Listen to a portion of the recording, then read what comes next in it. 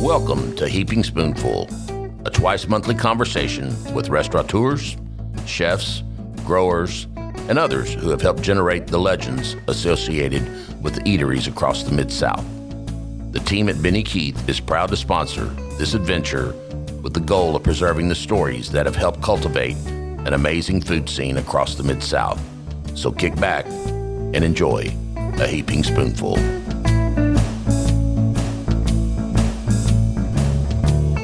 Greetings to everyone and welcome to Heaping Spoonful. I'm Kelly Bass, and it's my pleasure, after decades of writing about restaurants for Little Rock newspapers, to be the host of this podcast and just talk about restaurants and the people who make them great.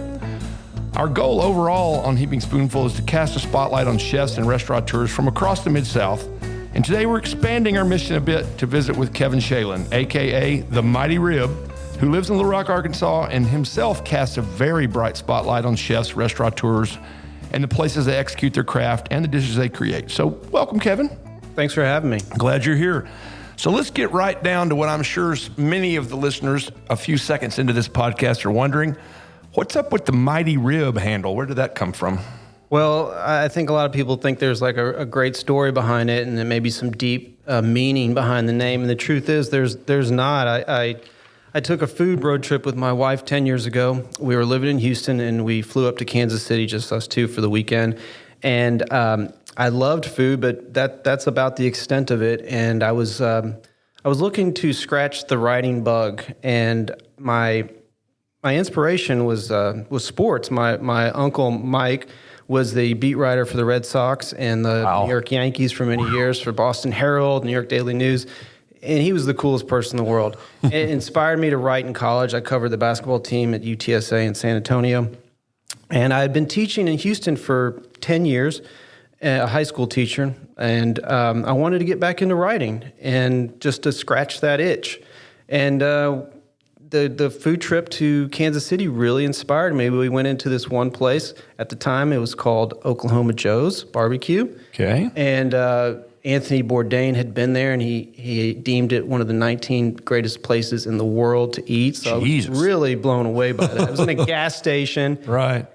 And, I sat down, and I had just this wonderful plate of ribs, and I loved it. And I went home that weekend. I got up on a Monday morning, 5:30, and sat down and went to one of these free blogger sites, and it's like, what am I going to call this? I want to start writing about food. What am I going to call this blog? Blogs back then were a dime a dozen. Sure. And I said, those were amazing ribs. I'm just going to call it the Mighty Rib. And that was it. I mean, I didn't, there was, because it was just a hobby. I had no intention of it ever getting popular or being a business. It was that was really it at that time. So that's cool. And ribs are, when they're done right, ribs are about as good as anything can get. It's pork ribs. I don't know if beef ribs are even worth eating. Oh boy, you're speaking like a true Arkansan now. Yeah. Were these beef ribs or were these? These were pork ribs, okay. and I do lean towards pork ribs. But I got to tell you, if you're from Texas, those are fighting words. Well, I understand, and I love brisket. Well done. I've got a friend from Texas, Matt Golick, who makes the best brisket. And he posted a picture of it yesterday. I was like, "You're torturing me, dude. Yeah. You're killing me over here." Got a big green egg, and he cooks away. Well, that's great. So, it's become a great brand for you and for your readers. So. Again, you started writing about food after you went with your wife up to Kansas City, and you started being the Mighty Rib when you were in Houston. Is that where you all are from, or is that just where you lived then? Yeah, I was born and raised in Houston, and once I started the blog, my thing was I just wanted to write every single day. I wanted to flex that writing muscle. Sure. I would look around at other blogs at the time, and one of the things I noticed was that someone would write something like once a month, and I'm like, well, why would I follow that blog? There's no incentive for me. So my thing was, I'm going to write something every day, even if it's a paragraph or two. Sure. Where I want to try to slowly build an audience where they can feel like there's a consistent message here. And about 6 months in, the Houston Press at the time put an ad out for a food writer, a paid food writer. $20 a post. I mean, I thought that was the biggest thing in the world. And that's where it really kind of took off for me, where I started writing. I was probably doing 5-6 posts a week for them. I just fell in love with it, interviewing chefs, writing about recipes, doing list posts. I mean, I I really loved it. But the thing that was great was I had my home base with the Mighty Rib. Right. And then that's how I was able to get that job at the Houston Press. I had a working resume, my own blog. Right. And, it just kind of slowly started building. Yeah, well, that's the thing, and I've often in my intros to these podcasts say, once upon a time in the late 1980s, there were two people that had the platform to write about restaurants, and it was me and Eric Harrison at the Democrat. I was at the Arkansas Gazette, and they still have when Iriana's opened where the Capitol Hotel parking lot is now, it was in the Continental Trailways bus station in 1988 or 89, and I wrote the first review of Iriana's, and it's still cooking, doing great pizza. But, there was no Yelp, there was no TripAdvisor. Now anybody and everybody can do it, but you do it at a higher level, and again, the frequency helps. But also, you've got a lot of folks. Some of I see your posts all the time. You come onto my feed, and what's the last meal you ate? What's the last picture of a food item? It's in your phone, and you're getting over 500 comments on that. Yeah, I think people see those numbers and they think that's the way it's always been, and it's taken years to build it. When I first started, I probably had 3 people reading my writing for the first year, and I think a lot of people want to become food writers or get into food in some capacity, but the problem is they start doing it, and they think they're going to change the world. And a few months in, they realize that their mom might be reading it, and their friend from high school might be reading it, and no one else is reading it, and they just quit. And that was the point where I didn't really care who was reading it. I was doing this for myself. Sure. I really enjoyed the process. And I think once I got past that point where I was just happy to be writing for myself and my own pleasure, and I didn't care about the numbers, that's when things started happening. And I got past that point, and like I said, it was a very slow build. This has taken years to get to this level, and I think one of the things that's big about that is that I don't really necessarily care about the numbers. Right. I don't care about how many likes or how many clicks. I don't even know how many clicks are on my website and things like that. The big part of that is there's no money involved with the Mighty Rib. There's never been $1 from day one. I want to keep it as pure as possible. When I freelance write, I get paid for that.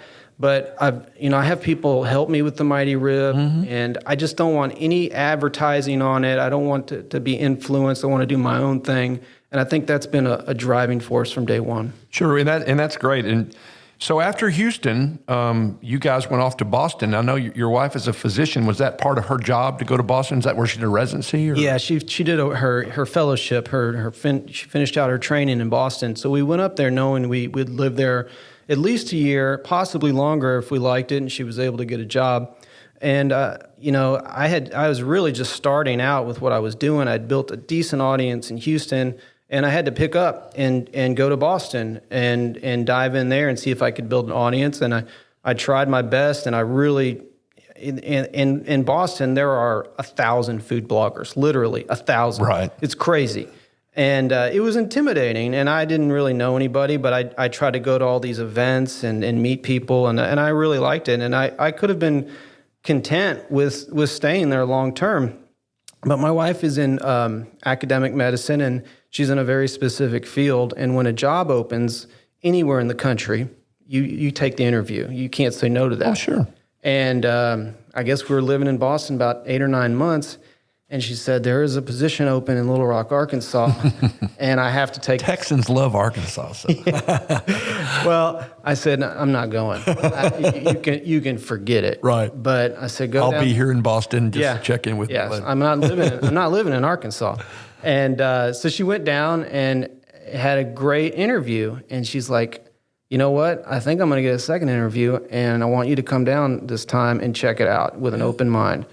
And I did, and I loved it. We had a great weekend. It didn't hurt that they took us to Ashley's at the time. That's in the Capitol Hotel for those who don't know about that. And it really opened my eyes because I didn't even think anything like that could exist in Little Rock, Arkansas. And most people don't. Yeah, I mean, that's a state-of-the-art kitchen, still is, and probably the best kitchen I've ever walked through for a restaurant/hotel.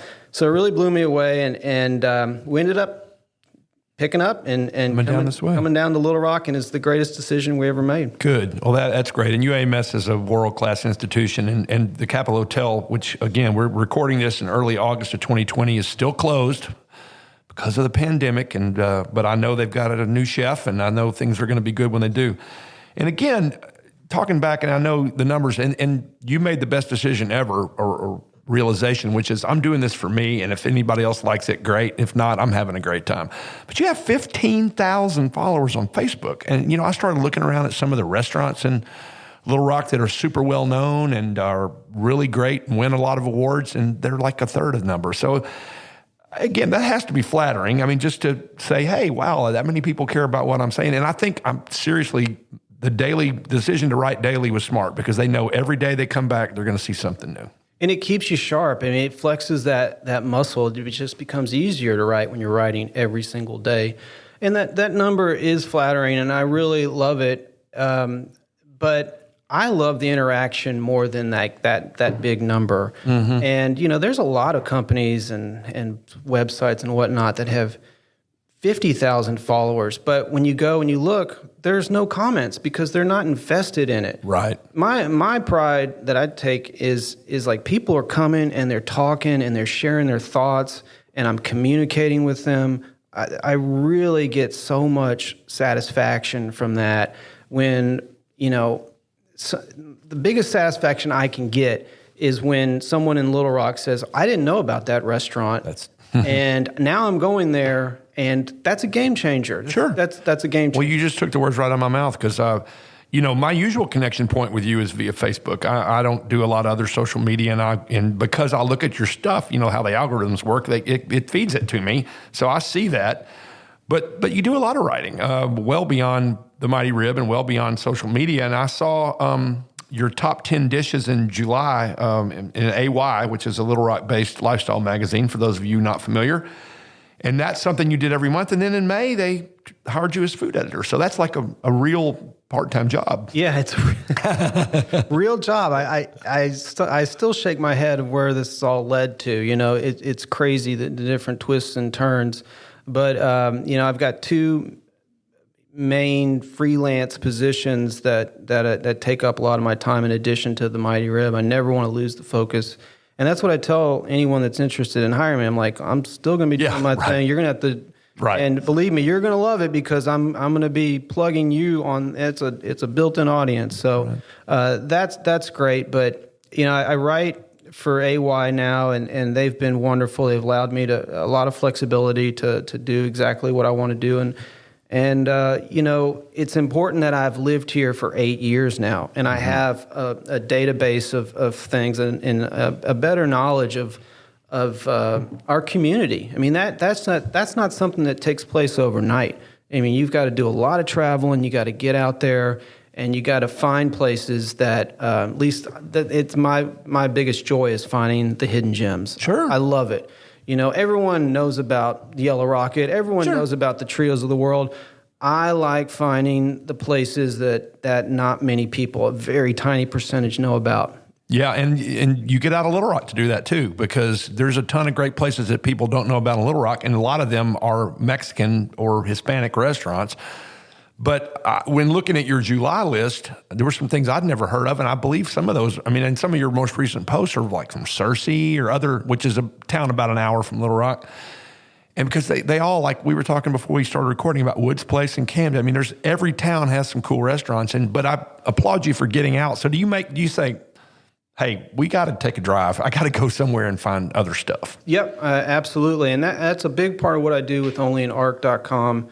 With First Security is, that's an entire state. So I make it my business to get out of Little Rock, because you got to keep it interesting. Sure. Little Rock is only so big, and the longer I live here, the more I'm covering it. And it's exciting to kind of venture out, especially now with the pandemic. I mean, people are looking for short road trips. Yeah. And we've got so many wonderful towns within an hour's drive of Little Rock that got these hidden gems that not a lot of people outside of that little town know about.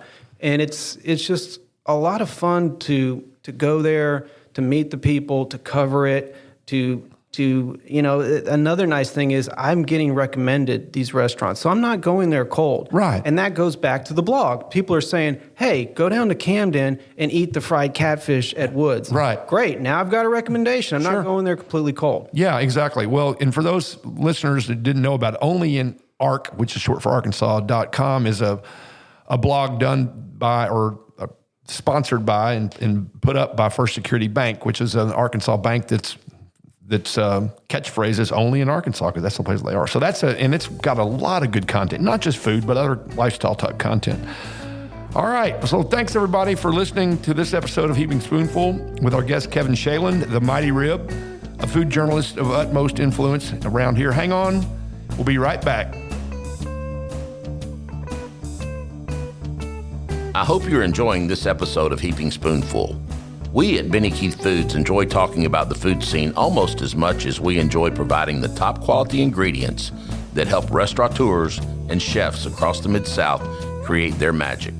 Now let's dive even deeper into the culinary world with your host, Kelly Bass.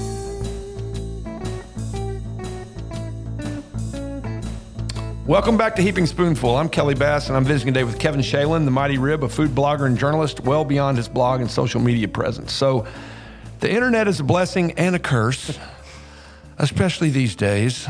Sometimes I have to cover one eye when looking at what people are putting on Facebook. Are you really that gullible? Okay. And then, but when researching, you for this episode, I found this little, I'm going to quote it. It was a little gem. Oh, boy. Has the world's media been duped by a story about a small-time food writer who gobbled up 413 buttery biscuits in one sitting? The story of American food writer Kevin Shalin, who reportedly fell into a, quote, butter coma after eating 62,000 calories worth of biscuits at a Red Lobster in Little Rock, Arkansas, was picked up by media around the world, including the UK's Daily Mail and the Globe and Mail. First off, I don't know who this person is. Small-time food writer, I beg to differ. Well, it was 7 years ago. I was still tiny. You were a little small. Okay. So tell about that weird little experience. Yeah, it was written as a joke, not by me, but it was written, and it just, somehow it got picked up by the Daily Mail, and that really is how it exploded. And I remember knowing the minute it did explode because I was in church and someone leaned over to me and they're like, are you out of the hospital? How are you out of the hospital already? And I was like, oh, that was just a joke article that, that I thought it was just kind of viral in Little Rock. No big deal. Later that afternoon, I go to the pool in our neighborhood. Someone comes up to me and they're like, we heard the news. I'm just so glad you're here in the pool and you're not dead. After 662 biscuits. And then I was like, this is getting crazy. So I went home and I checked the internet, and it was a real lesson on how something so small can get so viral. And when I say viral, I'm talking worldwide. Yeah. Millions and millions. I was like a joke on radio shows. I mean, it was insane. It was just absolutely insane. But it's a lesson that you shouldn't believe everything that you read on the internet. And, it happened a while back, and it was a funny story. Yeah, that's crazy, though. Yeah, there's so many little things that came out.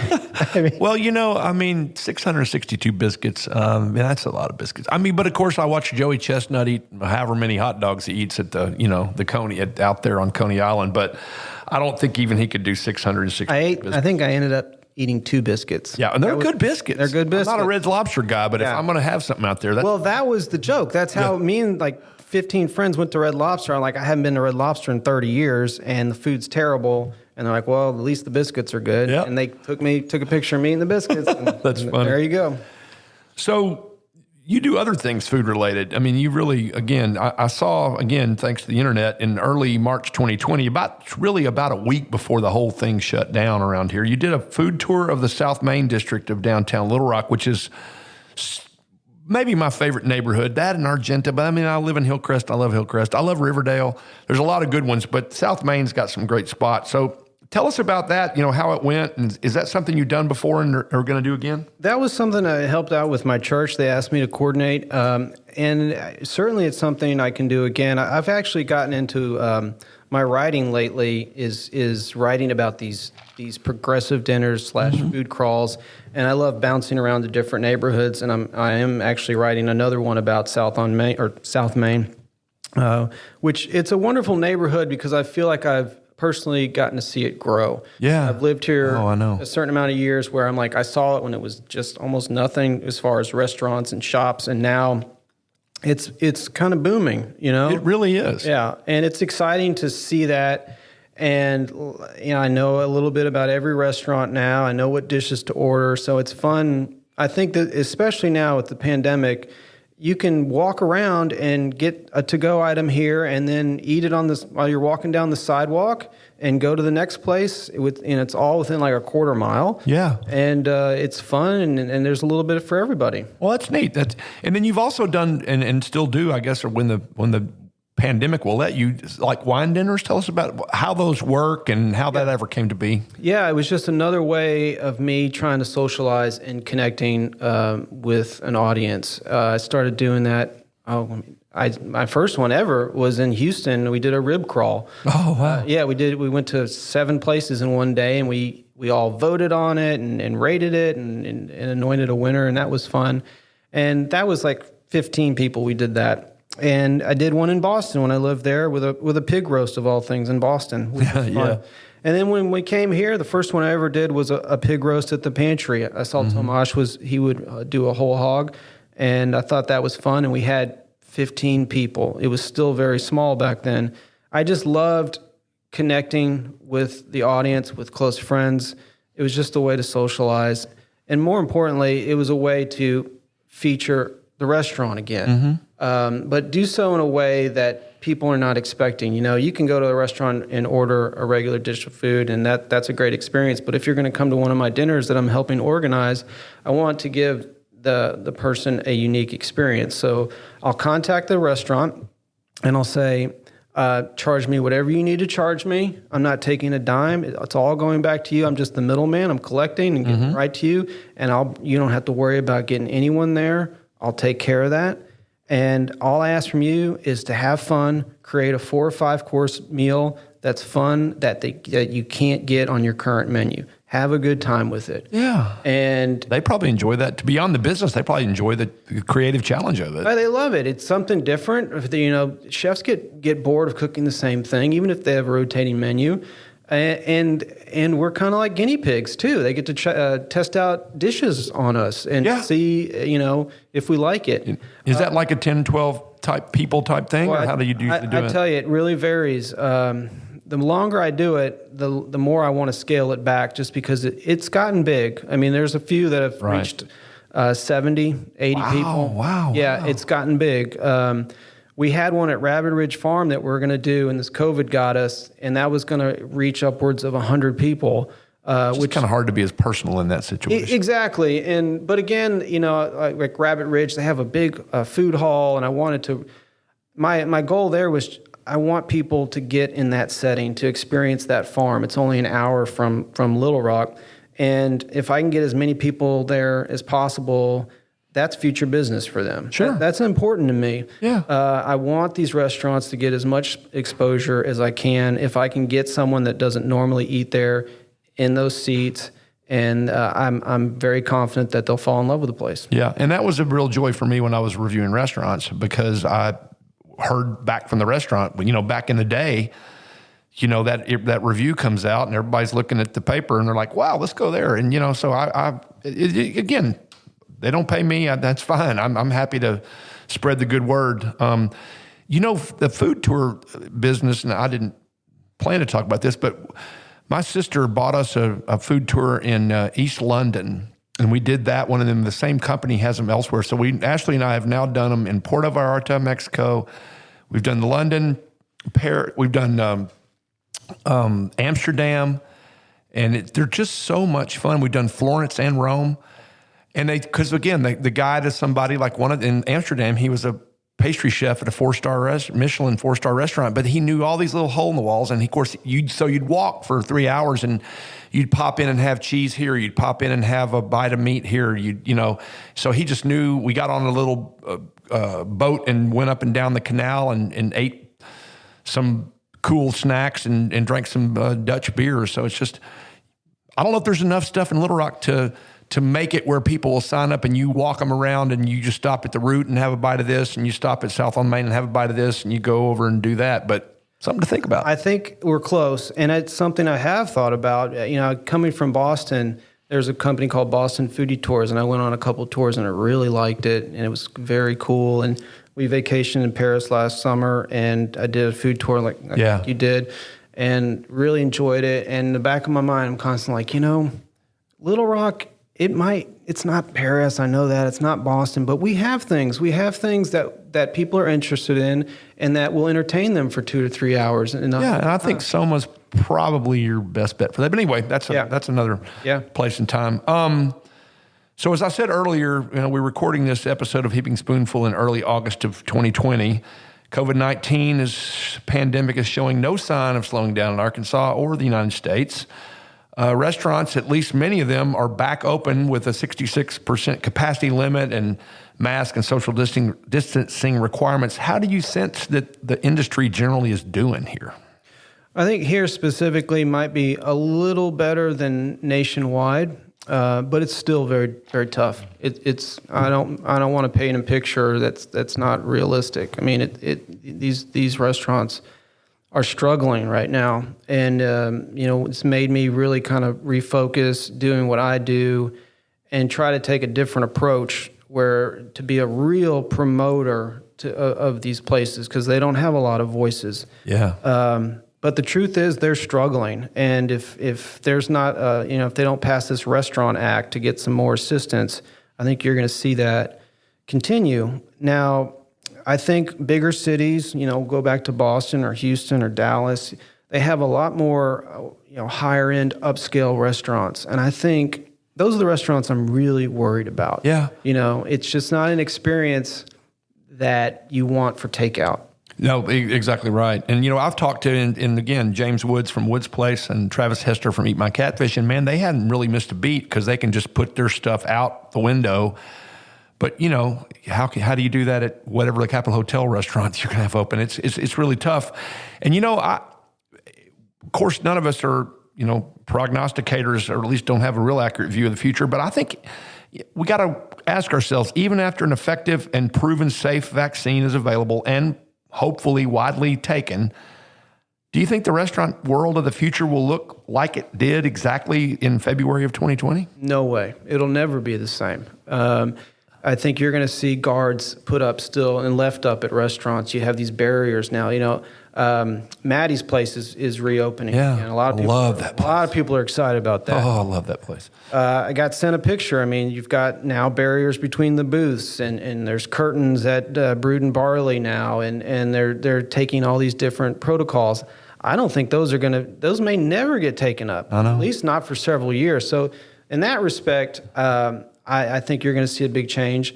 I also think you're going to see, and it was leaning towards this direction before all this, is that fast casual restaurants are going to be the ones that just keep maintaining. Yeah, you're going to see Tzatziki's and those kinds of places. Yeah. And boy, if you have a drive-through right now, I mean, drive around and look at. I just wrote an article about 20 drive-through options.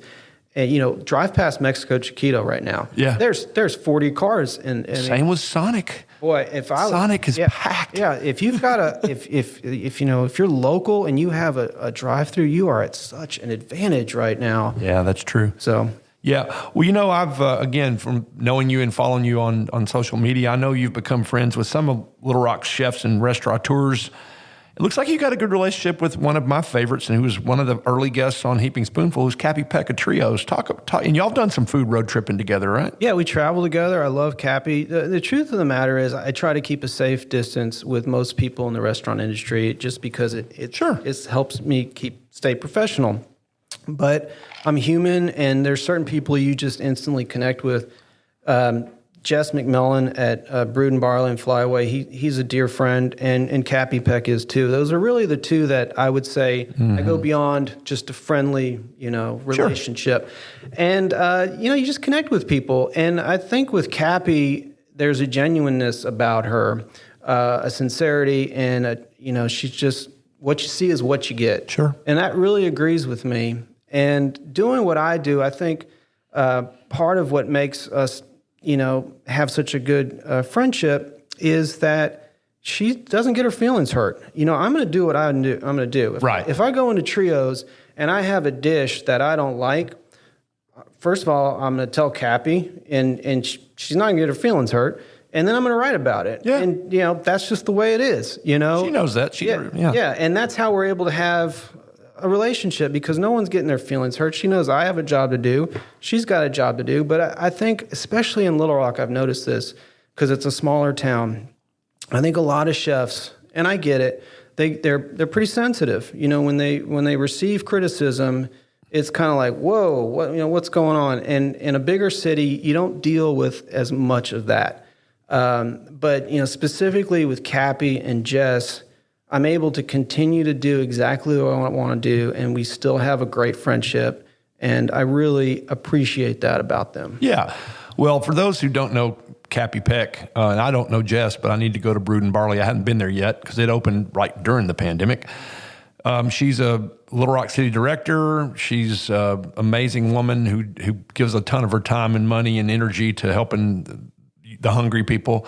And she has Trios, which is one of the great restaurants that Little Rock's ever known. And she's an early guest on Heaping Spoonful. So, hey, you know what? On podcasts never go away. Go check out Cappy Peck.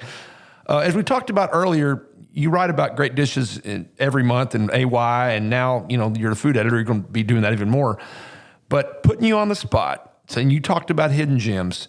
If you just said, let me just tell you 3 to 5 things, particular dishes at particular restaurants in Little Rock, Arkansas, or in the general area that you really need to try, just throw off through a few of those. Well, I'm going to focus on the Black-owned restaurants, because that's been something I've really been dedicated to the last several months. And especially there's so many people that don't know about these spots, and I'm using my platform to promote them. Lindsay's, which has been around forever, right, in North Little Rock, they have what I think is the best fried chicken that's on a daily menu. Wow, I've never had it. Their fried chicken is phenomenal. Had their fried pies, had their barbecue, never had their fried chicken. Well, their pies are award winning. I think Arkansas Times has anointed them like best sweet potato pie. Right. And that's phenomenal too. I had that recently. So fried chicken. Their fried chicken is fantastic. Okay. Such nice folks too. I really like them. There's a little spot right by Arkansas Children's Hospital called Uncle T's Food Mart. Uncle T's Food Mart. It's just never even heard of it. Right on the corner. It's tiny. You walk in there. They do fresh deli sandwiches. They'll shave the meat. It's simple, but it is fantastic. Brewster's 2 Cafe.